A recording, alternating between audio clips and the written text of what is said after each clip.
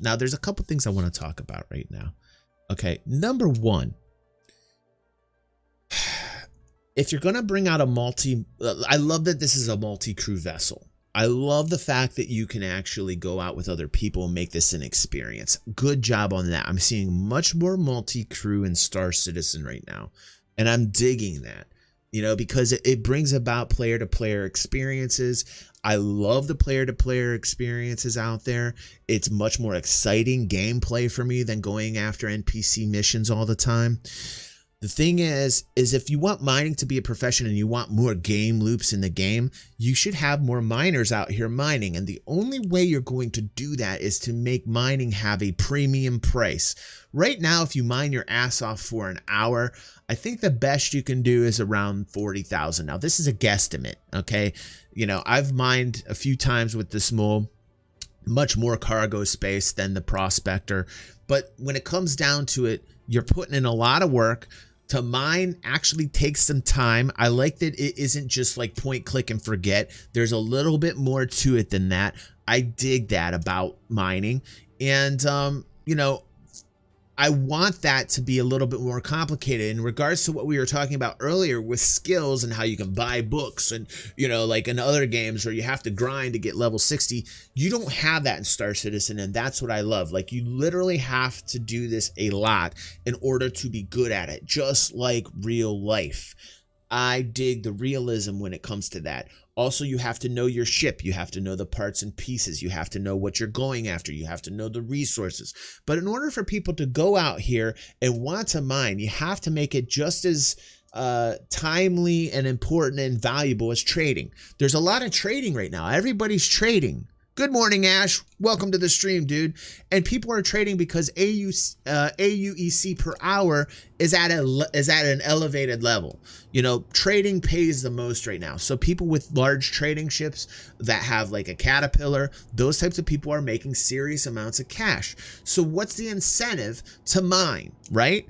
This is why I think that in Star Citizen, there should be a separation between ore and minerals. For instance, you're mining, you mine the ore, you break down the ore, and perhaps the ore should pay a little bit more than what the minerals pay out so that people have more of an incentive to mine for the ore. Now, for instance, there are a couple elements like copper that I'm not seeing being traded as a commodity, and copper tends to have a little bit higher of a premium in certain areas. So perhaps that's CIG's way of combating it. But I want this to pay a lot, because the other thing that you think about is this. When you're mining in a mole, you got two other people. You can mine in a mole efficiently with two people, by the way. To have three, you got to remember, you're cutting it three ways, or however you decide to do it on your crew. You can split this up in percentages and say, I'm the captain of the ship. I get 40%. You guys are getting X amount, you get 30% and you get 30%. You could do it that way, or you can just have an equal share three ways. You can crew up to 5, I believe, on the mole. But I wouldn't do it, because then you're getting paid even less. And that's what I'm saying. In order for mining to be serious, you have to put a premium on mining for people to go out there. So when people are saying, like, I need more game loops, I need more fruity game loops, game loops in regards to player interaction is people actually going out here and mining to the point where you see a lot of miners in the field.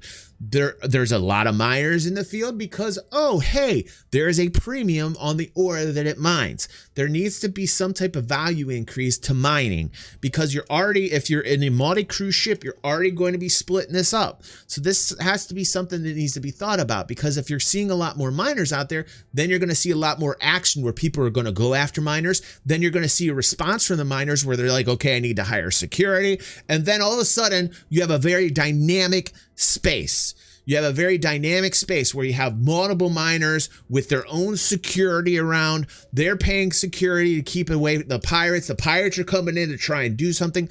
All of a sudden, you have a lot of action going around, and it is much more fun of an experience. Much more fun. These mechanics need to be thought about by Cloud Imperium. Right now, people aren't taking the time to do this because they can make the money trading, and it's less hassle. To mine, to find the right materials, to mine it correctly, to get the most materials out of every roid takes a lot of time. Now, yesterday I'm out in this asteroid field, I'm fracturing these roids up, and after I fracture them, boom, things start falling apart and then disappear. Well, that needs to be fixed. I mean, that needs to be fixed as well. So this is the thing I'm talking about with Cloud Imperium. Thanks. All Right says, nice gameplay loop you invented there. Thank you, All Right. And that's the thing that I'm trying to tell Cloud Imperium is sometimes it's as easy as that, to create those game loops. And, you know, you only need to tweak something a little bit rather than go through the work to create all of these very timely missions, these NPC missions, the Idris mission that's going to come out that took God only knows how much manpower, how many man hours to create this Idris mission versus something as simple as this. This is the thing I want Cloud Imperium to understand, and I think that there's plenty of people there that are smarter than I am. Tony Z, one of those people that I think understands this, but it's got to fit into the economy, and the pricing has to make sense according to supply and demand mechanics as well. So it's not just as easy as I'm saying. There's a lot of maths involved as well, so that they can flush this out and make this part of the game. Now, needless to say, I like to mine. I know a lot of people are like, this is insane, but I liked the industry aspect of the game. I had a wonderful time with this, by the way. And I don't know if we got any other. Here I am mining. You can see this is way too large a rock. I should not have spent the amount of time that I did on it. But what you're going to find here is once I break this thing, yeah, here we go. Okay, so you see the bars in the green right now.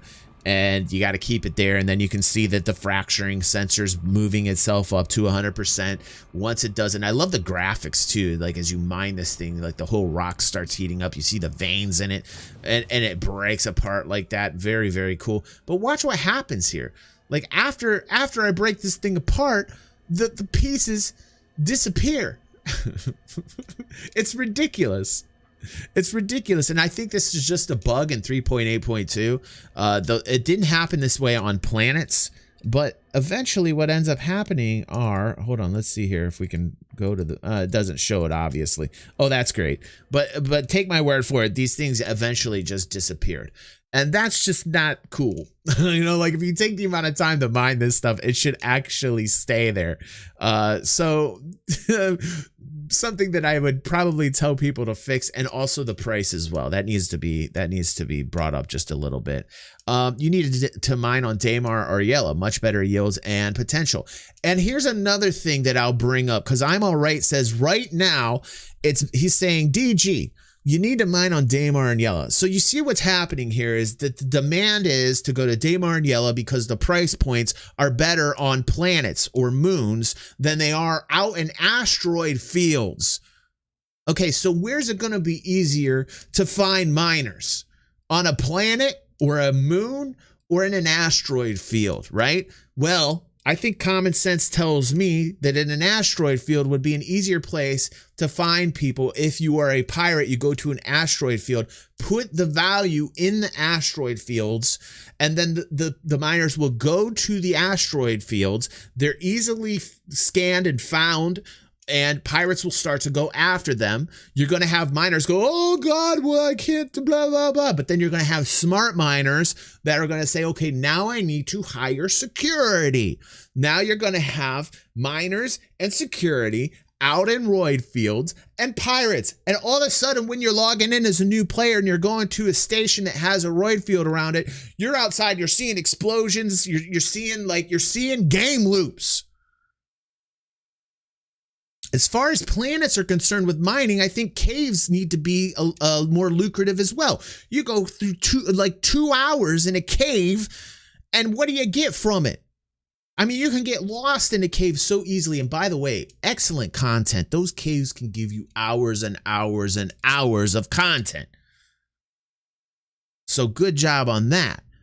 But we need to upgrade the value of what you're getting, like the Hadanite and the different types of minerals in the caves. When you're FPM, which was coined here, by the way, first person mining, when you're doing the FPM mode, those values needed increased as well.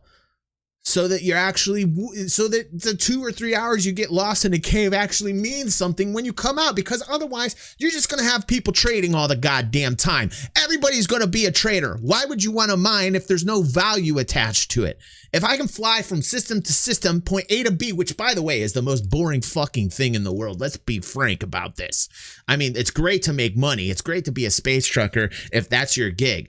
But like after a while, like it just gets mind numbing. That's my own advice. That's all I'm saying. I would like to do something that's a little bit more active, that makes much more money than trading right now, which there should be a premium to doing these tasks, to going in a cave, to mining in a cave. It's dangerous. People are coming after you. They're raiding the cave. They're blocking it off. Oh shit, I'm trapped in a cave. These types of things. I'm out in a roid field. I got like security around me. Pirates are flying around. Boom, boom, boom, explosions. There should be somewhat of a premium to these things over just the trading.